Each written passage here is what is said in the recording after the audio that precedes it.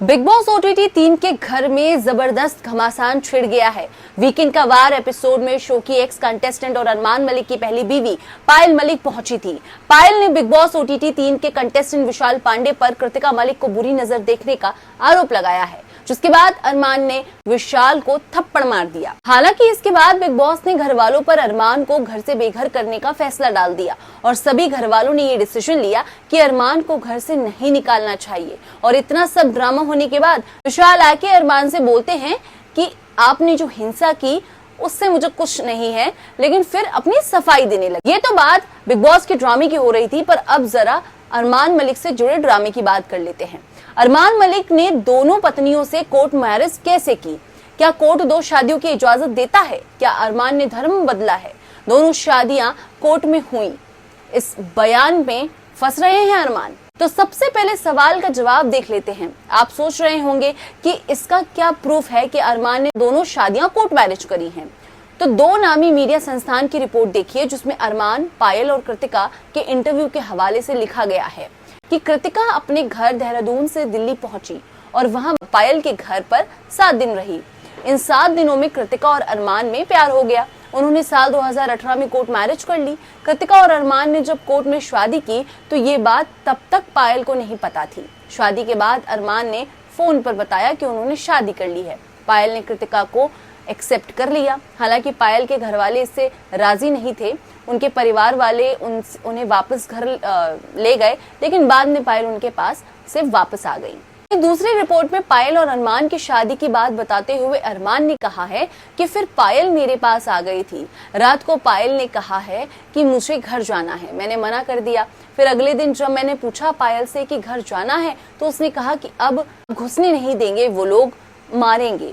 उस वक्त हमारी शादी नहीं हुई थी। पायल को पूरा शक था कि ये अरमान मुझे छोड़ देगा। रोज मुझे बोलती थी कि मुझसे कोर्ट मैरिज करो। हमने मंदिर में शादी की थी, लेकिन कोर्ट मैरिज नहीं हुई थी। फिर पायल ने पूरे तमाशा करके कोर्ट मैरिज कर ही ली। इस पर पायल बोलती हैं कि जबरदस्ती थोड़ी की थी। फिर अरमान कहते हैं कि मेरा वो मतलब नहीं है। आगे अरमान बताते हैं कि 13 साल हो गए पायल घर नहीं गई है। एक बार गई थी तो बहुत हंगामा हुआ था। अब सब अलग हो गए हैं, हमारा घर खराब हो गया था।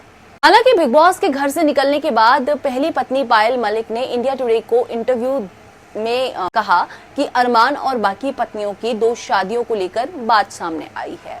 और पायल ने कहा है कि हमारे फैंस को पता होगा कि हमने कभी भी 1 से ज्यादा शादियों के सपोर्ट में बात नहीं की है। उन्होंने ये भी कहा है कि पति अरमान मलिक ने दूसरी महिला को चुनकर उनके साथ गलत किया है।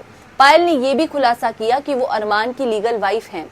अरमान मलिक की दूसरी शादी लीगल नहीं है, क्योंकि अरमान मलिक ने अपनी पहली पत्नी को तलाक नहीं दिया है।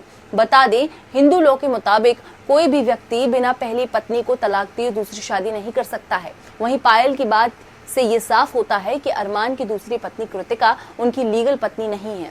हालांकि उनकी 2 पत्नियां साथ रहती हैं। लेकिन सवाल ये उठता है कि कोर्ट में अरमान की जब एक शादी हो चुकी थी, तो कोर्ट में अरमान की दूसरी शादी कैसे हो सकती है? ये तो सीधा साधा कानून पर सवाल बनता है ना। भाई आप लोग मुझे कमेंट में बताइए कि ये कितना सही है। मतलब कोर्ट ने कोई एक्शन भी नहीं लिया और कृतिका और अरमान की कोर्ट में कैसे शादी हो सकती है जब अरमान एक बार पायल से कोर्ट मैरिज कर चुके हैं? और कोर्ट कैसे अलाउ कर सकता है, ये मुझे समझ में नहीं आ रहा है। और हाँ, पायल से अरमान के धर्म बदलने पर भी पूछा गया था, तब भी उन्होंने कहा कि अरमान ने धर्म नहीं बदला है, वो जाट ही हैं। अब जाते जाते ये भी जान लो कि क्या है दूसरे विवाह पर कानून।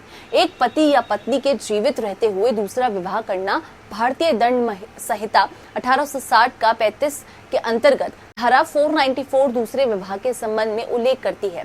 दंड संहिता की यह धारा दूसरे विवाह को दंडनीय अपराध मानती है। इस धारा के अंतर्गत दूसरा विवाह करने पर 7 वर्ष तक के कारावास की अवधि का दंड दिया जा सकता है। भारत में विवाह 2 प्रकार से होता है। एक विवाह पर्सनल लॉ के अंतर्गत होता है और दूसरा विवाह विशेष विवाह अधिनियम 1956 के तहत होता है।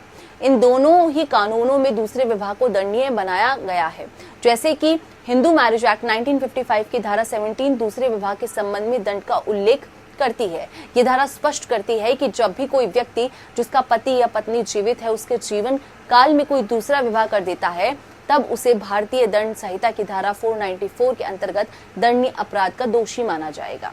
मतलब कि लीगली तो कृतिका उनकी लीगल वाइफ नहीं है। और सवाल यही है मेरा अभी भी कि कोर्ट में जब कोई एक इंसान एक व्यक्ति के साथ कोर्ट मैरिज कर चुका है तो दोबारा वो कोर्ट में जाके दूसरे इंसान के साथ कोर्ट मैरिज करना चाहता है पहले व्यक्ति को बिना तलाक दिए हुए, तो ये कितना सही है?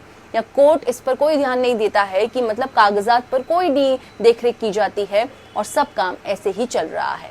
आप इस मुद्दे पे क्या सोचते हैं? कमेंट सेक्शन पे हमें जरूर बताएं। खबरवती को ढेर सारा प्यार देते ही रहिए। वीडियो को लाइक कीजिए, शेयर कीजिए और चैनल को जरूर सब्सक्राइब कीजिए। खबरवती को ढेर सारा प्यार दीजिए। शुक्रिया।